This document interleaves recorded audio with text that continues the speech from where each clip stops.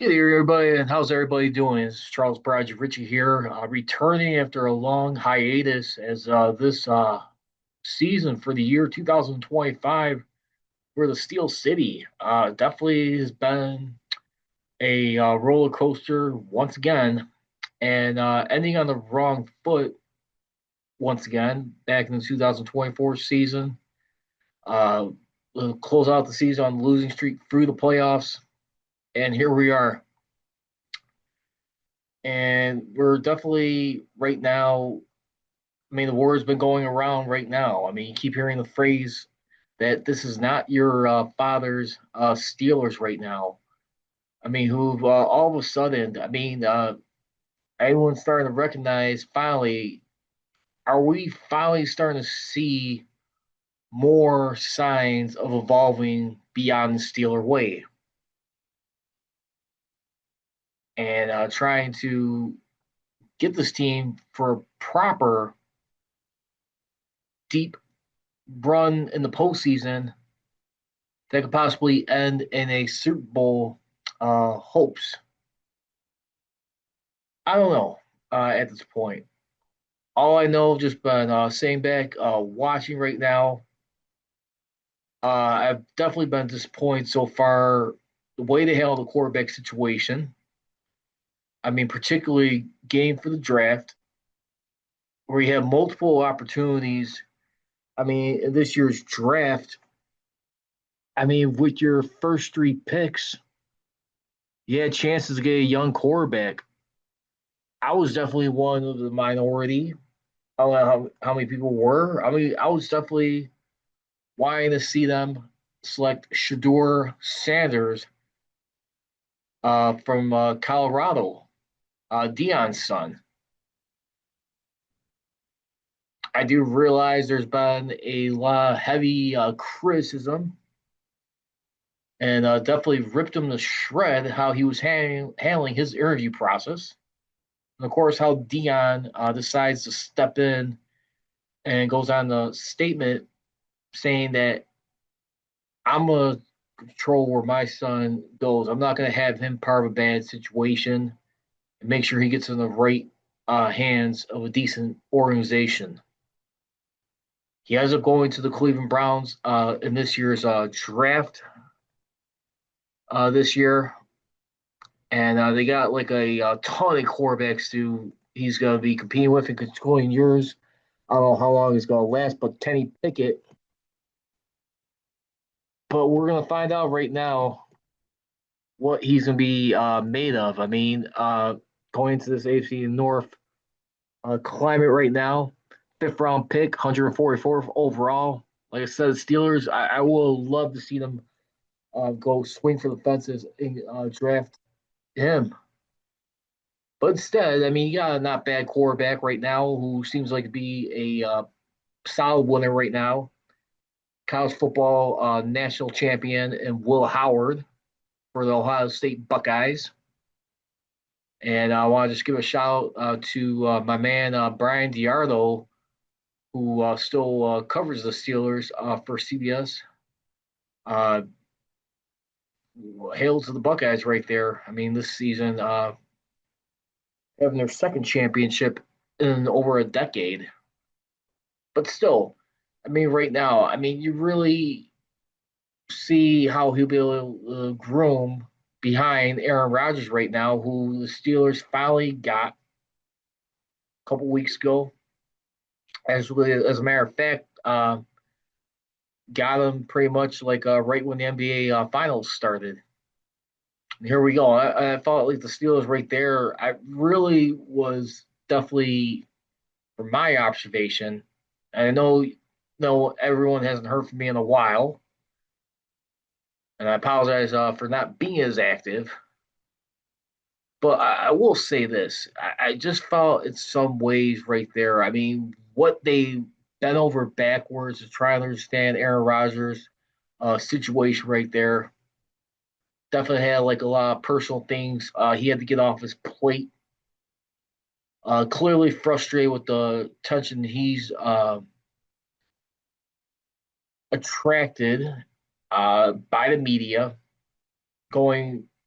over his privacy, where he's purchasing a home in the Pittsburgh area, and now finally comes decides to be a Steeler. And all the talks like back when you look back in March and earlier when free agency shortly began, the new 2025 season began for the league year. A lot of people around the NFL world were spectating that he was holding out for what was going to happen with the Minnesota Vikings situation with JJ McCarthy. Were they sure that he was going to be that guy for the purple and gold in Minnesota? And definitely Aaron Rodgers has pretty much shot that down. Even, you know, claims and takes by Ben Roethlisberger. Definitely totally in disagreement on that. But now you got him. He's here. Clearly sounds like a guy who's going to give everything he has. Won his last rodeo, if I may steal one here from Peyton Manning. He's going to be once again wearing number 8, which he last wore with the New York Jets. And I could give him a lot of credit and respect for not dissing Terry Bradshaw. And you know, this Steelers organization, they're not one to retire many numbers. It's a rarity. Given the fact, I believe that they've only retired 3. I mean, 2, I mean, since 2014, Mean Joe Green, and then the late Franco Harris, who tragically left us a couple of years ago. But still, I thought that was a classy gesture right there to for him to accept that. I would have had no issues if he would have wore number 12, only for selfish reasons, because, you know, if you're going to have him on this team and with the wink wink dream team pairing with Rodgers and Mike Tomlin finally together, as we seen a couple years ago when they went to Lambeau Field and they got their butts handed. So now he's a member of the Black and Gold. I would just love to just see him, you know, I just don't recognize him outside of anything other than number 12. But at this point, it's irrelevant right now. It seems to be fitting in nicely with his teammates and definitely trying to make up for some lost time of the criticism he had aimed his way. Especially when you think back to like a year ago when he made a trip overseas versus being at mandatory minicamp, which he claims he had communicated with the team, but apparently they have had some heated issues on that and a totally disagreement. And if you may remember too, in Rodgers' first season with the Jets, he was being involved with his team in camps, getting ready to settle in. I think the only thing is now you have Rodgers on this team. Apparently, he is going to be who he is. He's not going to be a guy that's going to be changing for anybody.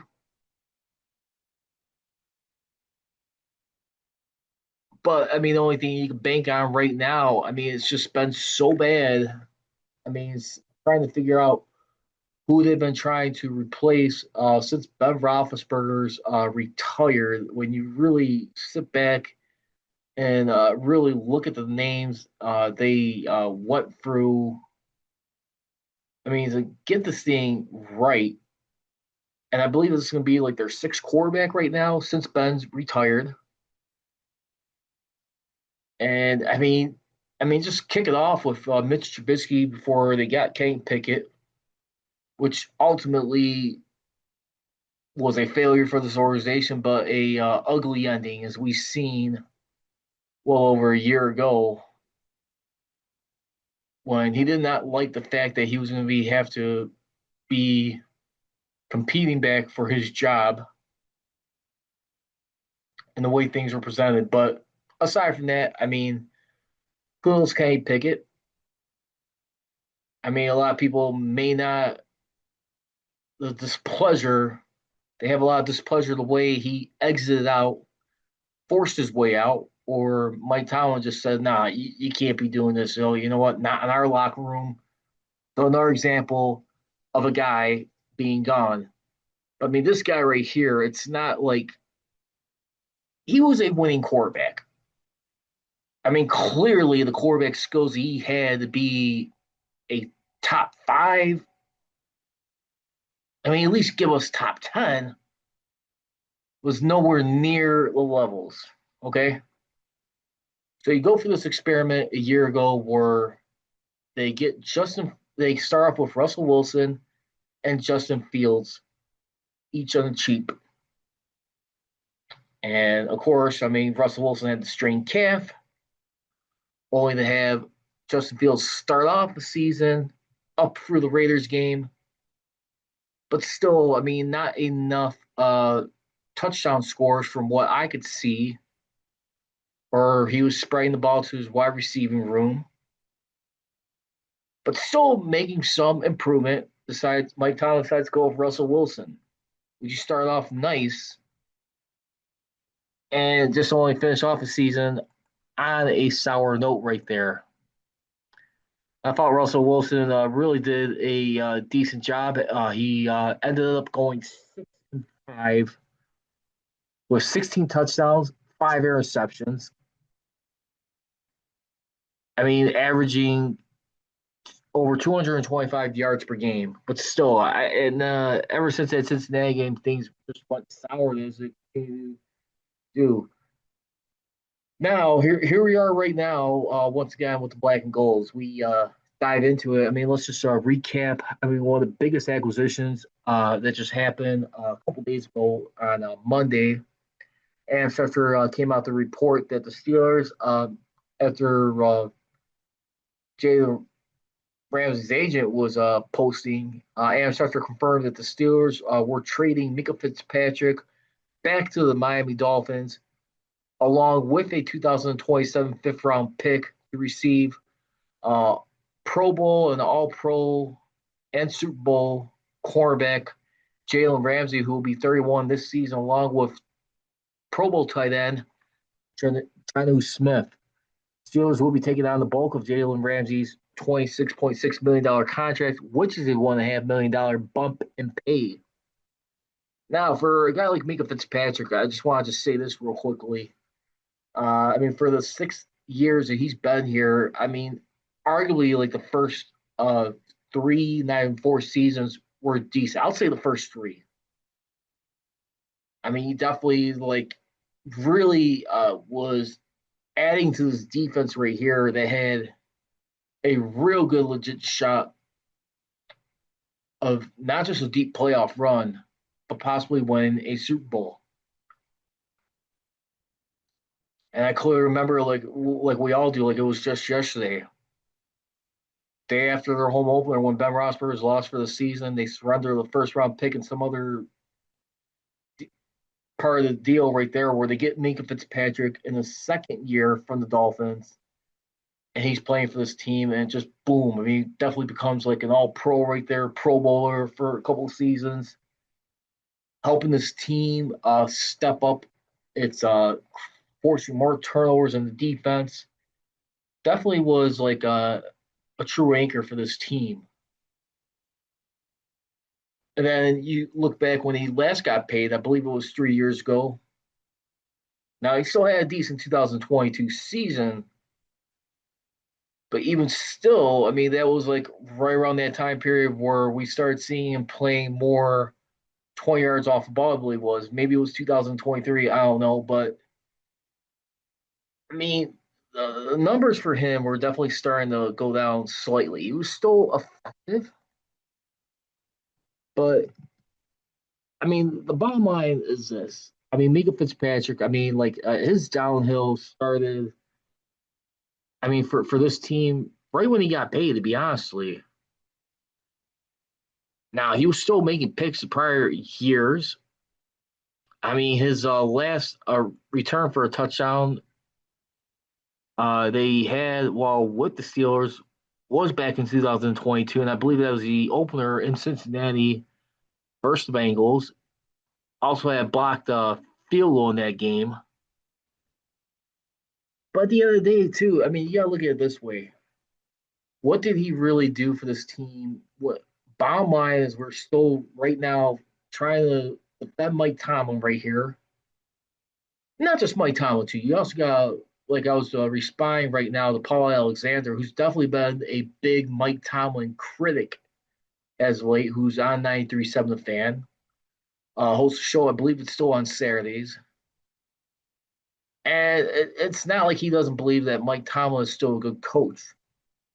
Okay, that or yet alone damn good coach. Just not so much for this team anymore.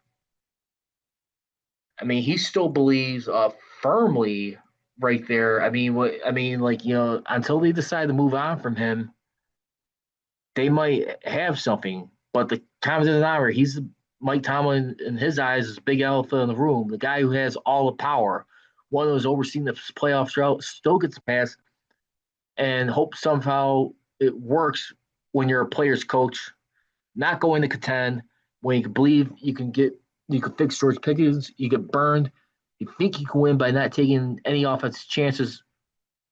Well, you go 9-8, and if you make the playoffs, you get blown out, giving up 40 plus points a game in the postseason, 300 yards rushing in a playoff game. I mean, of course, the Ravens game he's referring to. But at the same time, too, in fairness, and I've been a big Mike Tomlin critic too, okay, as of late. I mean, I'm definitely my leash on Mike Tomlin right now is definitely getting really thin. Okay. I'm very thankful the sustainability he's brought to this team. But you gotta look at it this way too. I mean, 18 years now. He's approaching Tom Landry territory. Yeah, alone Bill Belichick, because the last guy has come anywhere remotely close to matching or surpassing Tom Landry's uh, consecutive winning seasons of 20 years. I mean, let this sink in for a moment, real quick. Just like I said, I do believe that when you're still in a situation where you're allocating more money on the defense, and you haven't done that since the Killer Bees era right now. I mean, this year, for example, $178.9 million invested on defense and over $105 million on offense. Year before, nearly 128 million on defense and 49.21 million on offense, very low in the NFL. 2 years ago, same number on defense, 178.9 million and over 105 million on offense, and same figures pretty much in 2022. When you're not willing, in fairness, this is the only defense I'm going to give on Mike Tomlin. When you're not investing more on offense with the evolution of this game at the premier positions. Now that yes, I mean they finally done something where they acquired a guy like DK Metcalf. As Mike Flora will point out, they've never given like a market value to any outside acquisitions they got, where it's free agency or trade. But I mean, this guy they have.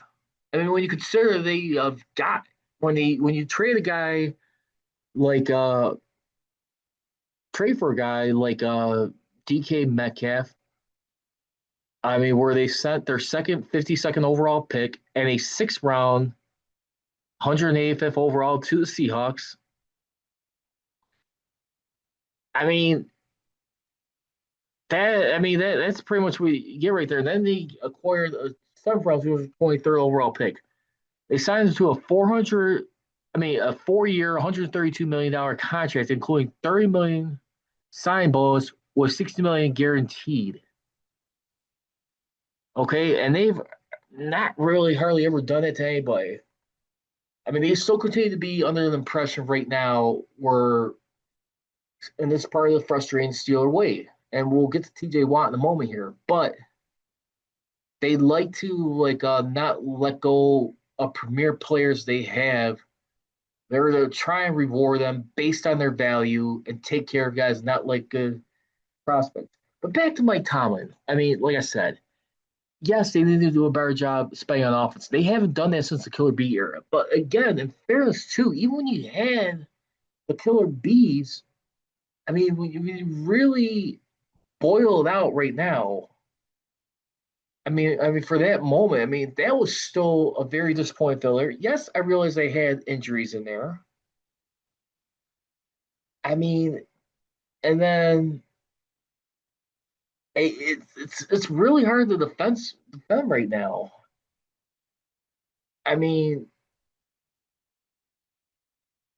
three and four. I mean, that span, if I'm not mistaken. But still, when you compare Mike Tomlin to a guy like Tom Landry, who's had 20 consecutive winning seasons, check this out for a second here.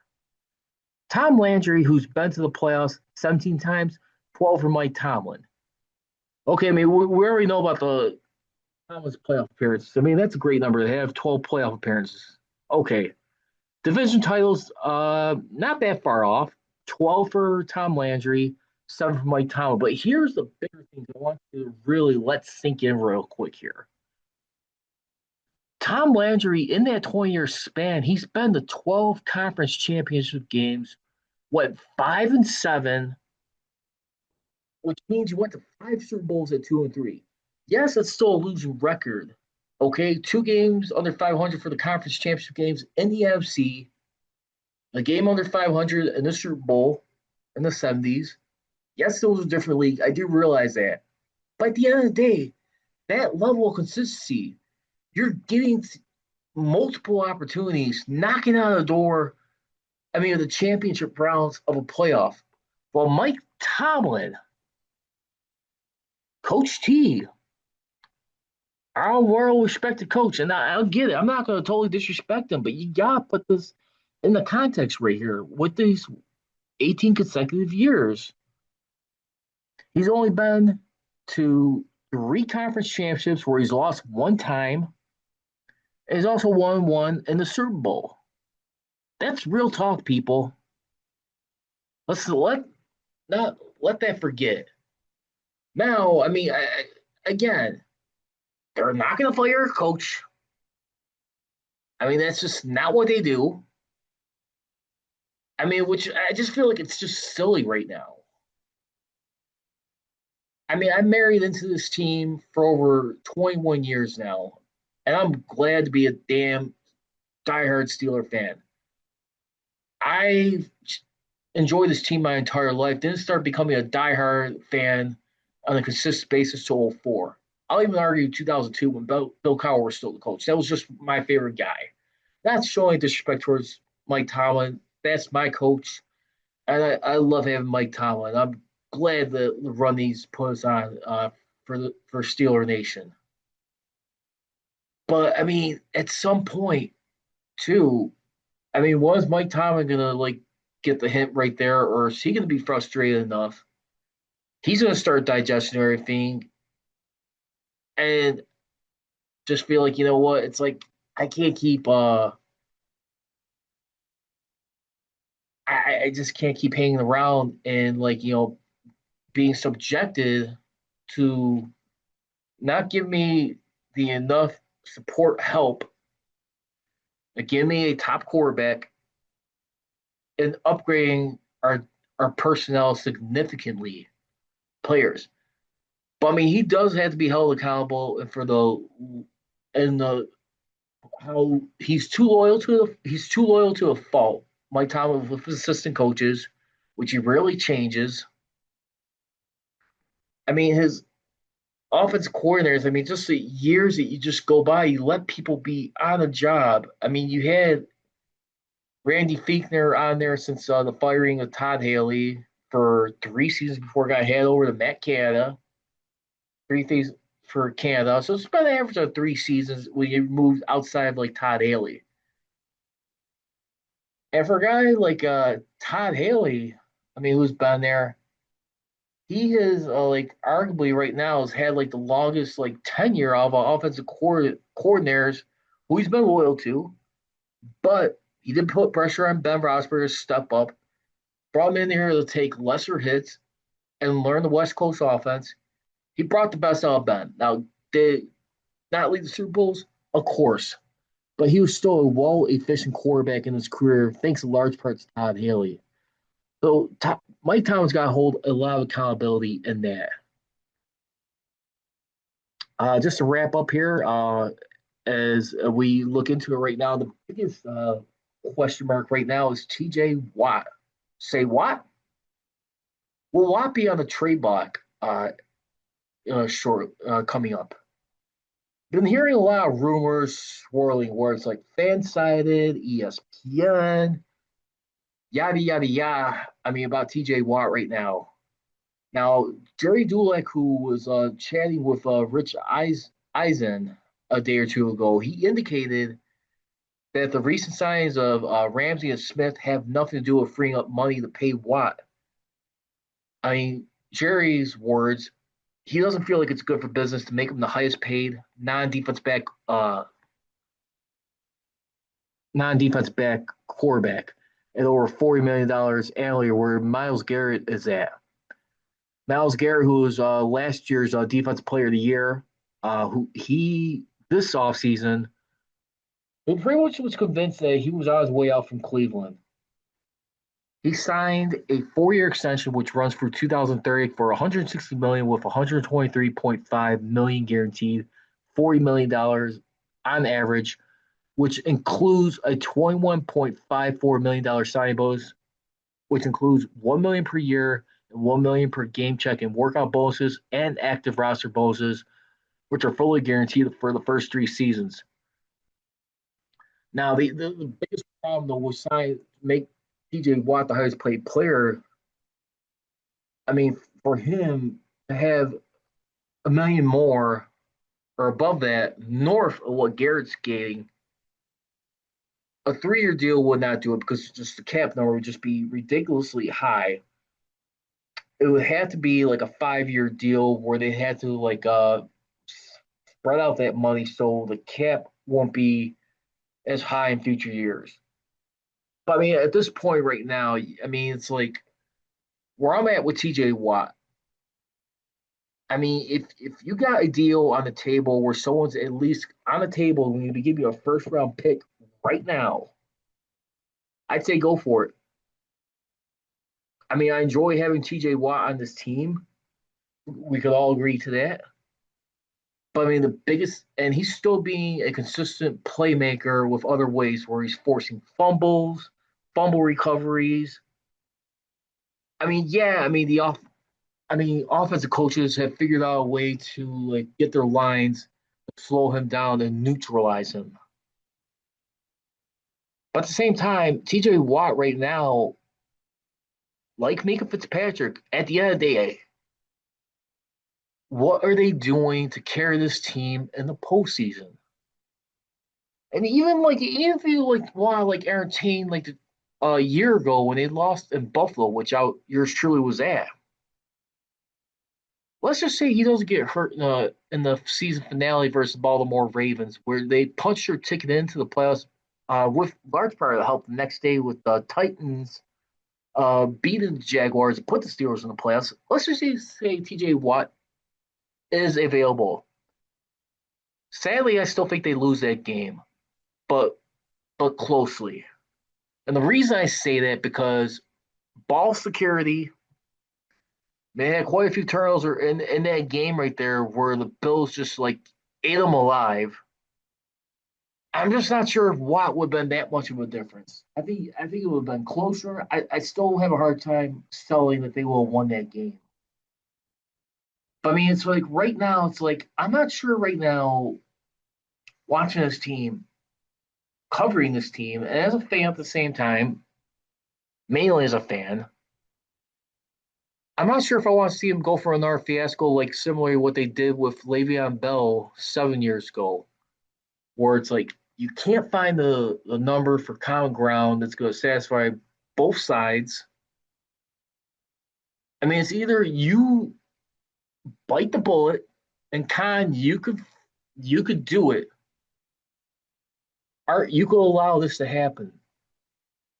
Pay him what he wants, figure out the cap later. You can extend him, do whatever you gotta do. But I'll tell you one thing right now, when you're watching this podcast, I wear this number for a reason, 43. That's my all-time favorite steal right there. And I'm not saying TJ Watts is not a great player. Don't get that misconstrued. I think he is a great player. But there's a difference when you're that great player, what you're doing impacting on the field, but elevates your team to that next level. Now, Troy Polamalu, since winning like his second Super Bowl, he was hurt consistently, became less available at times, but he was still a difference maker in big games in the playoffs. Pick six closer to get him the Super Bowl 43, thanks in large part to number 43, which he would go on to win their sixth and final Super Bowl to this date. That's all I have to say. But other than that, Jalen Ramsey, I think you know what? I think he could be slightly better than Minka. Now the only thing is, he is older than him by a couple of years. He'll be turning 31 this year. But I think he definitely create like some good turnovers. I think the turnovers will continue. The only question is what they're going to be doing at free safety right there. That's just the biggest thing that's been swirling around right now. I mean, who do you got right there? I mean, who's going to be that guy that's going to pick that up? I mean, it's going to be Juan Thornhill. I mean, Deshaun Elliott, who they just signed to a nice extension, by the way. I mean, he's going to be back right now. I mean, who had a good year, who's definitely one of the biggest surprises on this defense, as Jerry Dulac reminded everybody. They given him back on June 16th a 3-year, $15.5 million deal, according to sources. He had one more year on a 2-year deal that he signed back in last year's offseason. So that's all I'm going to leave at right now. Like I said, I'm at a point right now, like I said, if there's a first round pick on the table right now with TJ Watt, you got to take it while you can, and plus a good day 2 pick. A lot of sources are feeling it's going to be more like a third than a second round pick. So, like a first and third round pick, that's probably what we're looking at. But I mean, before hearing the talks about possibly getting a little bit intensifying, TJ Watt trying to use this as leverage to see if he can get them to bite and sign him. We'll see. I mean, I'm just not sure if I want to do this TJ Watt where it's like if you're not happy, be happy somewhere else. I don't know if I would do that. But for right now, I think right now you got to make up your damn minds. Don't play this game where like, okay, because he's gonna be an unrestricted free agent, and after this season, you're gonna put the franchise tag on him or whatever tag you're gonna use. Screw the compensatory pick. A compensatory pick for TJ Watt services does not do enough justice for me personally. Yeah, you got Nick Herbig, you got some other guys right there on this team that could be exciting. I mean, you even got like Jack Sawyer on here of OSU, another Ohio State Buckeye joining the fray right now with Will Howard. But man, I do not want a compensatory pick for TJ Watt at all costs. Do not let that happen. I'm not saying it's going to be similar to Le'Veon Bell, but right now, sometimes the Steelers' way, they're stuck in their Steelers' ways at times. But I mean, we'll see what happens. Anyway, I'm Charles the Prodigy Richey. Again, I apologize for being out for such a long time. I've been really needing to take a break for myself. I mean, other than that, everything else is good. Just been more committed in health and fitness, more dedicated intensely this year, and just had to get myself in a proper headspace. But once again, I just want to just say thank you for still whatever tweets I put out there on X, Instagram, any comments. I'll interact there every once in a while. Again, you can follow me at MetaSteelCGR and check out my YouTube channel, MetaSteel Podcast. As always, leave it. Don't be trolling, be rolling. Here we go, serious. Here we go. Thank you for watching the MetaSteel Podcast with your host, Charles Prodigy Richey, here on YouTube. please make sure to hit that subscribe button. And for all the latest Man of Steel podcasts, episodes, feel free to download them on Mixcloud, Anchor.fm, and SoundCloud, wherever you get your podcasts.